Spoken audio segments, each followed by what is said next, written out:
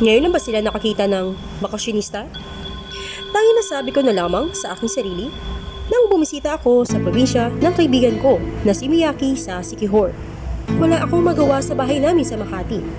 At dahil nga, nag-iisa akong anak, ay nahalina naman akong sumama sa kaibigan ko na si Miyaki nang nagyaya ito. Matagal na kami magkaibigan mula pa high school. At ito na nga, ay parehas na kaming nasa kolehiyo. Di bale, first time lamang ako sumama sa probinsya nila. Sa pagsama kong iyon, ay doon ko mararanasan ang isang nakakatakot na karanasan kung saan muntik ko nang mapahamak ang sarili ko nang dahil lamang sa pagiging mabusisi kong tao. Ako nga pala si Lorfina, na isang kolehiyalang mahilig mag-explore at mangialam. Hayaan niyong ma-share ko sa inyo ang aking naging karanasan na maaaring makapagbigay rin ng aral sa inyo.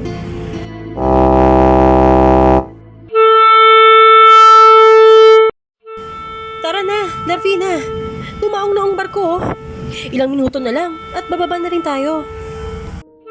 Talaga ba? Hans, excited na ako, Miyaki. Woo! Hey girl bawal maging judgmental Baka mamaya kapag di nila nakita sa barangay namin, kung ano na naman ang sasabihin mo. Ha? Lalo na kapag nakabalik na tayo nito sa Manila.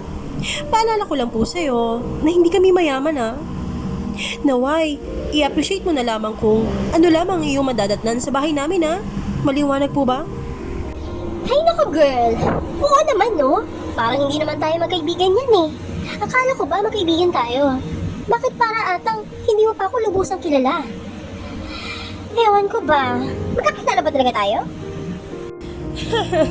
Hindi naman si ganun. Ano ka ba? Ano kasi, nahihiya lang kasi ako sa mandadatan mo sa bahay. Kasi syempre, first time mo sumama sa akin dito sa probinsya namin. Tsaka, aminin mo, hindi ba minsan prangka ka rin magsalita? Straightforward ka kaya magsalita minsan. Sobrang pagka-prangka minsan na nga parang nami-misinterpret ka na ng ibang mga kaibigan natin, hindi ba? Yung mga kaklase natin, yung mga naging kaaway mo sa school. Remember, di ba? Oo na, girl. Naroon na nga tayo sa pagiging prangka ko ng tao minsan. Pero girl, alam ko naman kung kailan ko ilulugar ang sarili ko, no? Well, sige, tara na nga sa paglabas ng barko. At mahaba-haba pa yung lalakbayin natin patungo doon sa baryo namin. Mahaba nga ang nilakbay namin patungo sa baryo nila Miyaki. Sumakay nga kami sa isang bus na halos siksika naman ang mga tao sa loob nito. Dala-dala ang mga bagahe nila. May ilan din namang mga tao ang nakaupo sa bubungan ng nasabing bus. Pagkatapos niyon, nagawa na rin namin sumakay sa isang may kalumaan ng jeep na halos super siksikan din ng mga tao sa loob nito. Saka marami rin ang nakasabit sa labas at nakaupo rin sa bubungan nito. Sa kabilang banda, nang papasok na kami sa sobrang magubat na lugar patungo sa baryo nila, ewan ko ba, pero para atang biglang tumayo ang mga balahibo ko. May bigla akong na-sense nakakaiba na hindi ko pa mawari mula sa lugar na iyon. Una ko na iyong naramdaman sa ilang mga tao na taga-roon sa lugar na iyon na nakasabayan namin sa sinakyan naming jeep. Ang ilan sa kanila ay grabe ang makatitig sa akin. Saka sa ilang gamit na daladala namin, hindi ko nga tuloy na maiwasan na pagdudahan sila na baka may balak silang pagnakawan kami kung sakali na sabay-sabay na kaming makababa sa sinakyan naming jeep. Finally, Frenny! We are here na! Oh my gosh! It's been a while Hays! Nakauwi na talaga ako. Namimiss ko na talaga ang lutong probinsya. Wow! Woo! Ito na ba yun? Nasaan yung bahay niyo rito?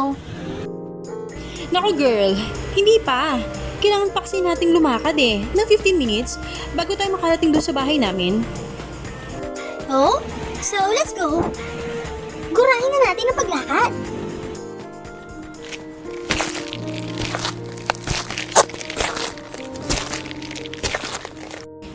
Nagsimula na nga kami maglakad patungo sa bahay nila. Habang naglalakad kami, ay hindi ko naman maiwasan na tumingin-tingin sa paligid. Ewan ko ba, bakit para atang ang tataling tumingin ng mga tao na taga-roon? Grabe, kumakatitig sa amin. Feeling ko, parang tumatagos iyon sa kaibuturan ng pagkatao ko. Parang nanguhubad ang mga titig na yon sa akin. Bigla ko tuloy nabanggit na, Friendship, bakit ganun yung mga tao rito? Grabe kung makatingin sa atin, oh. Ngayon lang ba sila nakakita ng bakasyonista? "Hay naka girl, hayaan mo na. Ganun lang talaga sila kapag nakakita ng bagong mukha. Diba? Alam mo naman, dito lang naman sila eh. Minsan lang naman sila makalabas ng barangay namin. Kaya feeling mo, kapag nakakita ng bagong tao ay parang taga-ibang universe. Hayaan mo na. Huwag mo nang pansinin. Tara na." Nang nakarating na kami sa bahay nila, Miyaki, sobrang natuwa ako dahil feeling ko may pesta sa lugar na yun. Maraming banderitas ang nakasabit sa lugar na yun. At halos napakaraming tao sa kanilang bakuran na nagkukwentuhan, nagkakantahan at nagsasayawan. Para atang hindi inaasahan niyo ni Miyaki na may ganun palang okasyon sa bahay nila dahil maging siya ay nagulat sa aming nadatnan.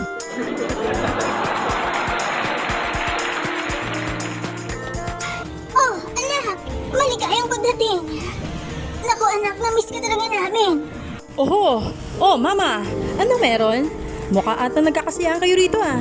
Dati naman kapag umuwi ako, hindi naman ganito kagarbo yung pagsalubong niya sa akin. Anong okasyon? Eh, di ba malayo pa naman ang fiesta eh? Anak, syempre masaya kami sa pag-uwi mo.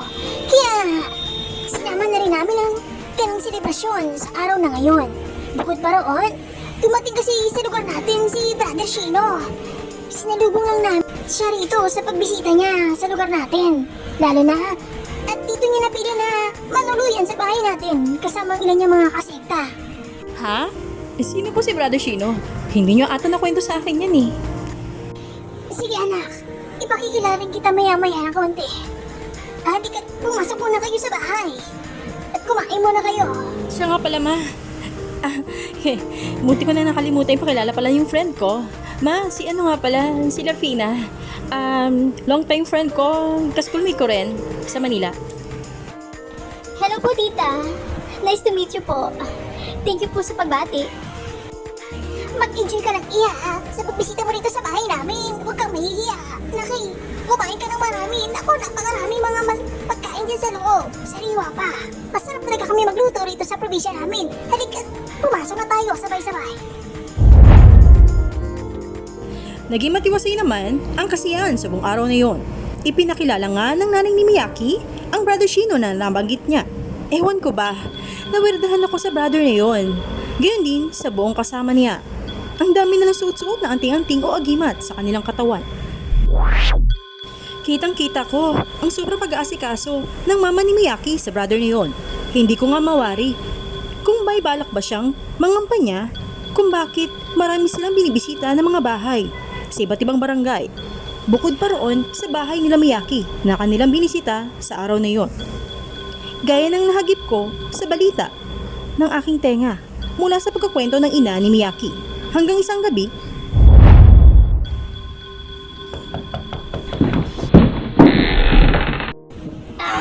Anak, maaari ba kitang samahan mo na rin saglit sa loob ng iyong kwarto? "Oh, ma, bakit ka nagpapaalam? Pwede ka naman pumasok dito anytime, ma. Halika, ma, pasok ka." Hi, tita! Kamusta po kayo? Grabe, tita, ang saya-saya naman dito sa inyo. Saya-saya ng mga tao, yung mga umatin dito sa bahay ninyo. Ganon talaga dito, iya, sa lugar namin. Kapag may okasyon, buong barangay ang makikisalo sa mga bahay rito. Bande-bandehada ang mga handaan hanggat may pagkain na kaya pang lutuin. Pwede naman na tag-enjoy ka rito sa aming iya. Maiba naman tayo. Baka anak, Miyaki, nais mong umanib sa grupo nila, Brother Shino. Kasi kanina nang kausap kami. Kaya pala sila narito sa lugar namin. Para mag-recruit. Maniwala ka, anak. Nakakatulong siya sa buhay natin. Kasi marami beses ko nang nasaksihan na nagbibilagro siya sa mga tao. Ha? Sorry po sa interruption tita. Ano pong klaseng milagro yun? Okay lang po bang malaman? Kaya nang papapagaling sa mga may sakit na hindi kayang pagalingin sa ospital. Mga negosyong bigla na lamang umangat dahil sa swerte o biyaya na binibigay ng may kapal at iba pa. Matagal na kaming kasama sa kanila. Siguro mga 6 na buwan na ang nakakaraan. Kung naaalala mo, anak, Miyaki, naikwento na namin ito sa iyo noon. Tingnan mo, pagkatapos niyon, lumakas ang pwesto natin sa palengke. Mas dumami ang nangipagsosyo sa atin. Lalo na sa trading ng pagbebenta natin ng mga karne, ng baboy at manok. Tingnan mo, nagagawa na natin na mag-angkat ng mga karne sa iba't ibang probinsya. Magsusunod na nga naming target ay yung Manila. Oh, talaga ba, tita? As in, super legit na legit yan? Baka naman scammer yan, tita. Siguro may nilabas ka na malaking pera dyan. Kaya, sa pauna lang yan na pinapabusog lang kayo pagkatapos kapag nagtagal, nanakawan na kayo. As in, malilimos talaga yung pera nyo. Kaya, tita, ganun?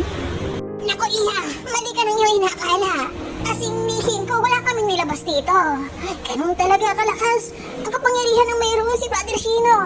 Kaya ikaw, Iha, Miyaki, baka nais mo sumama sa kanila. Hindi ka talaga magsisi, anak. Para din ito sa future mo, anak. Naku ma, ano ba yan? Huwag yun na nga ako isali sa mga kalokohan na yan. Kung sumali na kayo, edi kayo na lang ma. Hindi ako interesado. Alam mo naman nag-aaral ako, hindi ba ma-focus ako sa pag-aaral ko sa Manila. O sige, anak. Kung yan talaga ang iyong final decision, irespeto ko yan. Sasabihin ko na lang kay Brother Shino na busy ka sa pag-aaral mo at hindi mo magagampanan kung ano man yung mga dapat gampanan ng mga miyembro ng kanilang sekta. 3 araw, pagkatapos ng pamamalagi ng grupo nila Brother Shino sa bahay nila Miyaki, ay lumisan na rin sila. Subalit, bago ang kanilang naging paglisan, may nasaksiyan ako na napaka-weirdo sa huli nilang gabi. Napakaraming mga babae ang pumapasok sa bahay nila. Ngunit doon lamang sila sa likod bahay nila, natago sa nakararami. Animoy, parang walang ekspresyon ang kanilang pinapakita. Ultimo parang mga nahipnotismo samantala, ang ilan namang mga matatagal ng kasama ng brother ay sabay-sabay namang kumakanta ng akapela habang lahat sila ay pulos na kaputi na may nakapatong na belo sa kanilang mga ulunan habang nakaluhod at nakadaupang palad ang kanilang mga kamay. Si Brother Shino naman ay nakatayo sa gitna at pinabasbasan lahat ng babaeng lumalapit sa kanya. Saka naman may inaabot na isang basong inumin na palagay ko'y tubig o alak. Ang nilalaman nito na hindi ko pa mawari kung ano iyon. Bilang tanda na opisyal na silang kasama sa grupo nila.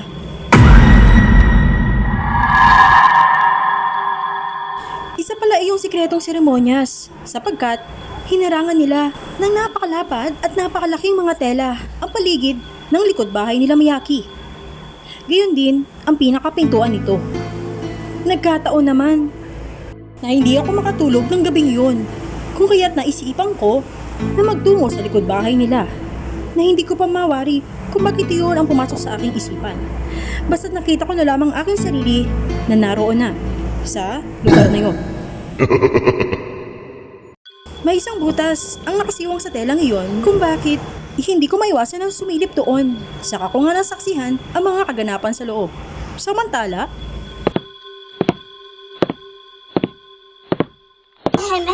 Oh, Iya! Anong ginagawa mo niya? Oh, tita kayo pala. Pasensya na ko May nakita kasi ako malaking daga Kanina, habang papunta ko roon sa CR ninyo, takot po ako sa daga Hindi ko na ho naisip. Saan ko po ako tumakbo nakarating dito? Saka ko po napansin na parang may kumakanta sa loob. Kaya hindi ko po naiwasan na maging curious kung anong nangyayari sa loob. Ganun ba, Iha? Kasi may nangyayaring seremonya sa loob. Pwede ka naman sana manood sa loob. Kaso lang, hihingi pa tayo ng basbas kay Brother Shino. Kasi medyo sensitibo ang ritual na ginagawa sa loob. Kahit nga kami, na ilang mga miyembro na rin, hindi rin pinapayagan na pumasok. Kailangan may approval ba ni Brother Shino? Ganun po ba, tita? Bakit naman po? Mismo na ikaw rin po na may-ari ng bahay, tita? Pinagbabawalan nila na manood sa loob? Ganoon talaga ang batas, Iya. Gusto ko rin sanang iyain ka sa pagsali dyan. Kaso, alam ko naman na taga Maynila ka. Sa ngayon kasi, ang qualified lamang na sumali ay mga taga Siquijor-iya. Naway si po, tita. Sige na ako. Mauna na ako sa kwarto ng anak nyo. Magandang gabi na rin po. Good night din, Iha. Sa paglipas pa ng ilang linggo, ay halos nagimbal ang buong barangay na kinasasakupan nila Miyaki. Dahil halos marami sa mga kabarangay nila ang napalitaan nilang namatay at halos puro kababaihan. Maraming pamilya tuloy ang tumatangis dahil sa pagkamatay ng membro ng kanilang pamilya. Karamihan sa kanila ay mga nanay at anak. Natagpuan ko na lamang ang ilan sa kanila na kamag-anak ng mga namatay ay takbuhan ang ina ni Miyaki. Wala naman kaming magawa ni Miyaki kundi ang makinig na lamang sa kanilang mga kwento. Kumare, bakit naman ganoon si Rhonda? Na kumare mo rin ang asawa ko. Bigla na lamang nagpakamatay. Isang umaga pagkagising ko, nakalambay din na siya sa lubid. Doon sa labas ng bahay namin, sa bakuran namin, na nakasabit sa sanga ng puno ng nara. Ang siyasya pa naman namin sana. May balak pa naman kami na mag-migrate sa Canada. Nakaayos naman lahat eh. Di bale, next week na nga sana ang flight namin papunta sa Canada. Bigla naman niya kaming iniwanan ng mga anak niya. Ganoon ba, kumpare? May pinag-awayan ba kayo ng matindi kung bakit nangyari yun? Wala naman. Nabanggit niya lang na balak na niyang tumiwalag sa grupo niyo ni Brother Shino. Oo nga, tama ka, kumpare. Last month lang nangyari yun na nagpaalam siya sa amin at pinayagan naman siya ni Brother Shino na umalis na sa grupo namin. Hindi ko na talaga alam ang gagawin. Nakikiramay ako, kumpare. Basta, payo ko lang sa'yo na ituloy mo ang plano niyo ni kumare, ha? Para hindi masayang ang mga pinaghirapan niya. Parang ayoko nang umalis. Kumpare, pwede naman na ipakrimit ang bangkay ni kumare. Isama mo sa pagpunta mo sa Canada. Nabalitaan ko nga, si Aling Senya, yung isa pa nating kumare, yung anak niya, na tumiwalag din sa grupo niyo. Alam ko kakasal na yun eh. Maninirahan yata sila sa Manila pagkatapos ng kasal nila. Kaso, imbis na kasal, puro lang magaganap. Labis talaga na nakakalungkot ang mga kaganapan. Pero, hindi naman kayo pinabayaan ni Brother Shino, hindi ba? Dumalaw nga siya sa mga burol ninyo at nagpaabot ng napakalaking tulong na halaga sa lahat ng mga kaanak ng mga namatayan. Sa paglipas pa ng ilang linggo, matapos ng rumagasang pagtangis na ilang mga kabarangay ni Miyaki, dahilan ng sunod-sunod na pagpapakamatay ng ilang mga dating miyembro ng grupo nila Brother Shino, ay labis itong nag-iwan ng pagtataka sa aking isipan. Hanggang sa may pumasok sa utak ko na tuklasin ang hiwaga na bumabalot sa mga kaganapan na yon. Isang araw, may nakilala ulit ako na bagong kaibigan sa lugar nila Miyaki. Nais niya rin na sumali sa grupo nila Brother Shino. At ang kanyang dahilan ay para umahon sa kahirapan para matulungan ang kanyang pamilya. Dahil tunay nga na yumayaman ang mga nagiging miyembro rito. Nagtungo kami sa kabilang bayan para sa panibagong pag-recruit na nagaganap doon sa isang malaking templo.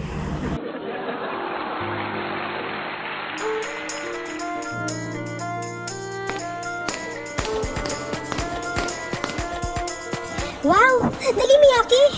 Pasok na tayo sa loob ng templo. Napakaganda naman dito sa napuntahan natin. Nako, Larfina, parang bata lang. Bakit parang ikaw atang mas excited kaysa kay Felicity, ha? Sasali ka rin ba? Ha? Hindi, no? Hindi kaya? Hindi ba? Kaya tayo narito? Para bigyan siya ng support? Tara, dili! Punta na tayo sa unahan para mas lubusan natin siyang makita. Ang alam ko nakapila na sila roon, no? Sa gilid. sa lahat ng mga mababasbasan mamaya? Ay, ewan ko ba sa mga tao na yan kung bakit sumasali pa rin sila sa grupo nila? Hindi ba nila naisip na may hiwaga sa grupo na yan? Kasi halos lahat ng mga nababalitang nagpapakamatay ay ex-group nila eh. Kaya nga tayo nandito, hindi ba? Para alamin yon. Kaya nga kita pinilit dito nasamahan ako. Para na rin sa'yo. Para matulungan mo ang pamilya mo. Kasi hanggang ngayon, miyembro pa rin sila. Ay, naku naman talaga. Kung hindi lang para sa nanay ko, hindi ako pupunta rito. Ay, Buti nga, ginawa na nilang public ngayon yung pagpapato ba ng basbas sa mga bagong miyembro. ayun na nga, public. Ibig sabihin, makikita ng lahat eh. Ano pong matutuklasan natin? Parang wala naman. Guys, basta, just leave it to me. Sumunod ka lang sa akin.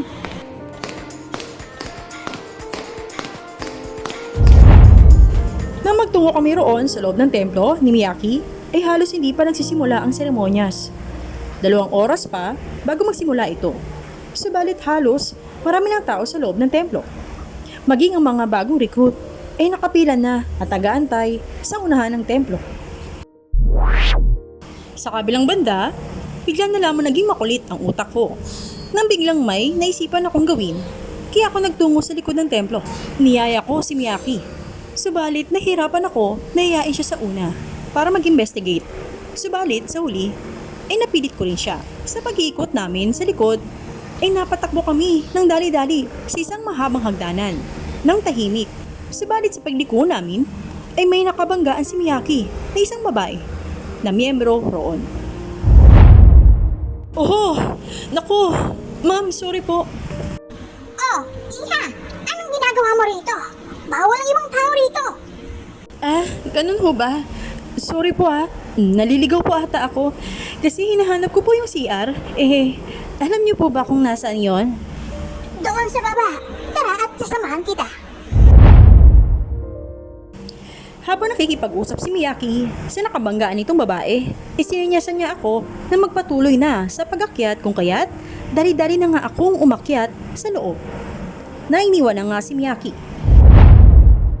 Naging sobrang ingat ko sa pagsisiyasat sa loob hanggang sa nakapasok ako sa isang silid dahil iyon ay bukas. Sa pagpasok ko roon ay may bigla akong narinig na sobrang ingay ng higaan at hiyawan. Hinanap ko ang ingay na yon hanggang sa pagsilip ko sa isang butas ng pintuan ay nakita ko nga may nagtatalik sa loob. Nagulat ako na ang lalaking naroon sa loob ay si Brother Shino. Natalik niya ang isang miyembro na nakilala ko naman na kumari ng nanay ni Miyaki na si Aling Heidi. Bigla ko na lamang naisip na, Teka, saglit lang. Si Brother Shino ba yun? At si Aling Heidi? Bakit sila nagtatalik? Sandali, may pamilya na si Aling Heidi Naku po, mga taksil! habang busy ako sa panonood sa pagkikipagtalik ni Brother Shino kay Aling Heidi, bigla na lamang may narinig akong pumasok sa loob ng kwartong iyon. Nataranta ako kung saan ako magtatago. Hanggang sa napatago na lang ako sa ilalim ng isang lamesa na naroon.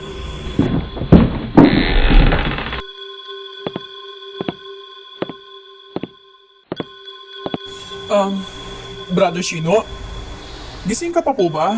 Si Minandro po ito. May nais po sana akong sabihin sa inyo na may gusto makipag-usap sa inyo. Sino raw? Hindi mo ba nakikita nagpapahinga ako dito? Pasensya na ho, Brother Shino. Makulit po talaga si Miss Resi. Emergency raw. Si Resi ba? Nasaan ba siya? Nasa labas po siya. Okay, sige. Papasukin mo na. At paghintayin mo na lang sa living area. Lalabas na rin ako. Maliwanag po. Napansin ko na yung lalaking nagpakilalang Minandro ay lumabas na sa nasabing kwarto. Siya lamang ay nakipag-usap sa labas ng kwarto ni Brother Shino at hindi nito nagawang pumasok sa loob. Kung kaya't hindi nito nakita na nakikipagtalik ito sa isa nilang miyembro. Pagkalipas pa ng ilang sandali, ay may kasama na siyang babae na pinakilala niya kaninang Miss Resi.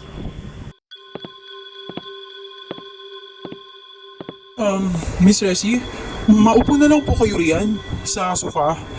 Mamaya po ay lalabas na rin si Brother Shino. Okay po, maraming salamat Brother Pinandro. Pagkalipas pa ng sandali, nakita ko na ngang lumabas si Brother Shino na napakapurma ng kasuotan nito. Saka ito lumapit sa kanyang naging bisita. Kumusta Resi? Bakit mo raw ako hinahanap? Brother, alam ko ng sikreto mo. Isa kang huwad, manyak, demonyo sa pinakademonyo. Ha? Pumunta ka dito para mabastusin ako? Sinayang mo lang ang oras ko. Nagpapahinga ako dito. Lahat ata ng miyembro mo rito na pinapasali mo ay ginagahasa mo ng paulit-ulit. May matibay akong ebidensya na magpapatotoo ng mga paratang ko sa'yo. Ebidensya? Sigurado ka ba? Baka ikaw ang babalikan ko sa mali mong paratang. Okay, sige. Ganito na lang. Ayusin natin ito. May pinagsasamahan naman tayo, hindi ba? At isa kang sa mga paborito ko. Alam mo yan. Ano bang kailangan mo? Bakit mo ito ginagawa? Gusto ko na kumala sa grupo. Hindi ba? Mag-iisang buwan na rin mula nang ako'y nagpaalam sa iyo. Subalit, imbis na ako'y pakinggan, pinabaliwalang-walang hindi mo ko pinayagan. Bagkus doon ay hinaharas mo pa ako at ginagawa ng mga kasinungalingan na kasiraan sa ibang tao, lalo na sa aking pamilya. At 1 bilyon. Para hindi ko i-expose sa madla ang bulok mong sikreto. Okay, sige, kung yan ang gusto mo. Pero, magpahinga ka muna. Biglang may sinindihan na isang kandila na may kakaibang amoy. Si Brother Shino sa harapan ng lamesa na nakatutok sa babae na naging dahilan upang ito'y mawala ng malay. Hanggang sa bigla na lamang itong nahimatay sa sopa. Kabilang banda, laking gulat ko sa aking nasaksihan at narinig sa mga naging revelasyon ng mga oras na yun. Walang pasubali kong binidyuhan ang buong pangyayaring iyon sa aking nasaksihan. Sinusubukan ko naman takpan ang aking ilong upang maiwasan na malanghap ko ang kumakalat na amoy mula sa nakahihilong amoy na nagmumula sa kandila. Sa kabilang banda naman, nakita ko na lamang na binuhat ni Brother Shino si Miss Resi. Sa kanya ito dinala sa loob ng kanyang kwarto. At pagkalipas pa ng ilang sandali, nakita ko na lamang uli ito na lumabas. Kasama naman si Aling Heidi na parang wala ito sa kanyang sarili.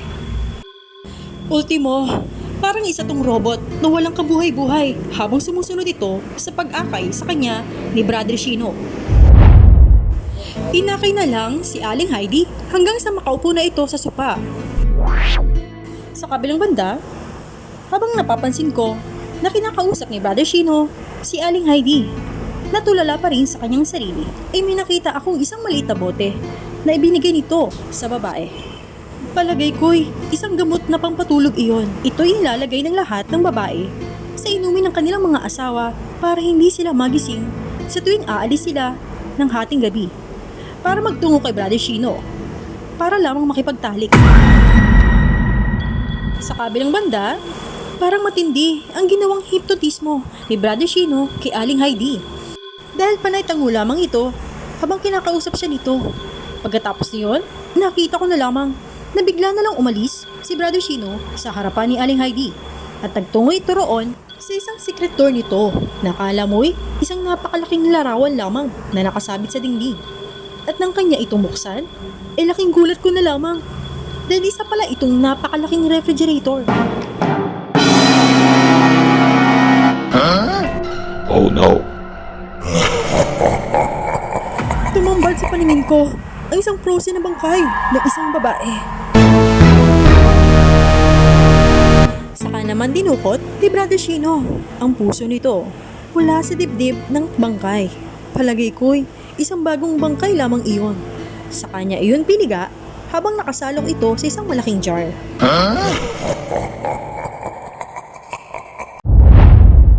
Kitang-kita ko ang pagdalo ng dugo nito sa loob ng jar. Bigla naman akong nagimbal ng sobra sa aking nakita. Hindi pa ito nakontento. Sa kanya ito kinagat ng 2 beses. Pagkatapos ito maubusan ng dugo na kanyang pinitiga. Kinain niya ang puso. Sa kanya muli ito binalik sa dibdib ng bangkay. Sa kabilang banda, matinding hinig ng katawan ang nararamdaman ko habang pinapanood ang ginagawa ni Brother Shino. Subalit, patuloy ko lang kinukuhanan ng video ang lahat ng mga kaganapan sa mga oras na yon. Pagkatapos na yon, ay isinara niya na muli ang napakalaking larawan na isa palang refrigerator. Nagugas ito ng kanyang mga kamay at inayos sa kanyang sarili para makalabas na sa nasabing kwarto. Bago siya lumabas, ay pumasok muna siya saglit sa kanyang bedroom. Dahil doon, ay sinamantala ko naman ang pagkakataon nang dali-dali akong lumabas mula sa kwartong iyon. Napadaan ako sa harapan ni Aling Heidi, pero para atang tulala lang talaga siya at hindi nag-react. Sa kabilang banda, sobrang tagaktak ang pawis ko. Habang nilalapitan ko si Miyaki, hindi pa rin mawala ang nervyos at takot ko nang dahil sa akin nasaksihan. Nang nakarating na ako sa tabi ni Miyaki, na naroon na sa unahan ng templo. Oh, Larfina, okay ka lang ba? Ang matindi ang natuklasan mo kung bakit halos putlang-putla ka na riyan ah. Naku ka, Pressure. Aswang ang nakita ko. Hindi tao si Brother Shino. Ha? Joke ba yan? Kalokohan. Ha? Hindi ako nagbibiro, no? Gusto ko ba mapanood ito? Inabot ko na lamang kay Miyaki ang aking cellphone na may headset. Sa kanya iyon, mataintimang pinanood. Tapos hindi na nga nito natapos. Na mapanood ito lahat dahil bigla na lamang tumunog ang bell. Bilang hudyat na magsisimula na ang seremonyas. Lahat ng mga tao ay napalingon na lamang sa unahan, maging kaming dalawa ni Miyaki. Saka namin nakita si Brother Shino na palakad na sa unahan ng templo. Sa kabilang banda, umagaw sa aking paningin ang daladala nitong jar. Habang sumasabay sa pagganta ng akapela ang ilang membro nito sa gitna. Halos lumaki ang mga mata ko. Dahil yung jar na hawak-hawak ni Brother Shino ay yung kanyang ginamit sa pagsalin ng tugo mula sa isang bangkay na naaktuhan ko sa kanyang kwarto.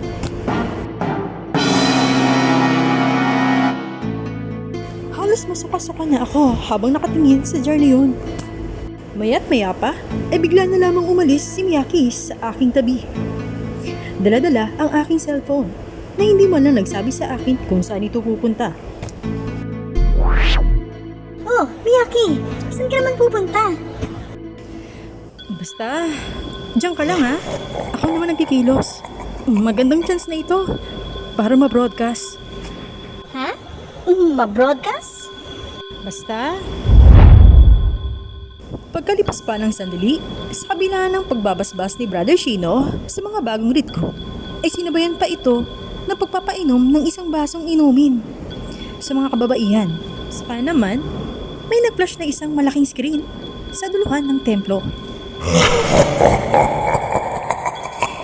Tumambad ang eksena mula sa video clip na kinuhanan ko na halos napanood na ng lahat ng mga tao. Nasyak ang lahat sa kanilang napanood.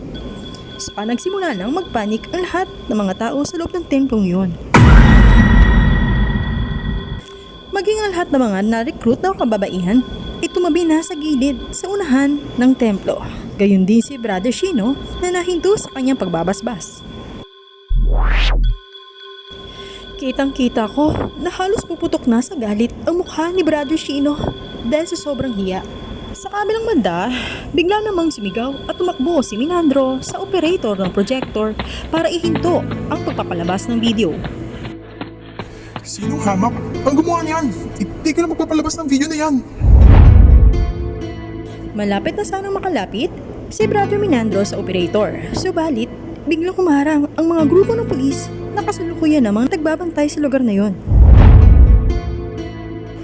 Sila ang mga kapulisan na escort para sa grupo nila Brother Shino para maiwasan ang gulo na maaaring mangyari sa loob ng templo kung saan sinasagawa ang kanilang pagbabasbas na nakadestino sa bayan na yon. Sila ang tumutulong kay Miyaki para cornerin si Brother Shino at hindi mapigilan ang magpapalabas ng video. Kalaunan, napalabas ang buong video kasama ang pagkain nito sa puso ng isang pangkain na babae. Habang nangyayari, ang kaganapang iyon ay halos nagtitirian lahat ng mga kababaihan at nasuka-suka sa kanilang sikmura dahil galing pala sa isang bangkay ang dugo na pinainom sa kanila ni Brother Shino. Sa kabilang banda, biglang ni-raid ng buong grupo ng kapulisan ang buong templo. Saka nga nila nakita ang bangkay sa loob ng isang sikring refrigerator. Kalaunan, samut-saring kaso ang sinampa ng lahat ng miyembro kay Brother Shino. Sa huli ay hinatulan siya ng kamatayan lalo na't napatunayan na may lahi pala siyang aswang sa lugar ng Sikihor. At dito na nga po nagtatapos ang ating isinadulang short horror story. Hi po! Kamusta po kayong lahat? Nag-enjoy po ba kayo sa ating ginawang short horror story? Kung kayo po'y nag-enjoy, huwag niyo pong kalimutan na mag-subscribe, mag-like at mag-comment sa aking YouTube channel. At huwag niyo rin pong kalimutan na i-click ang bell para always po kayong ma-notify sa ating mga susunod pang video na ating ipopost. Maraming salamat po and have a good day!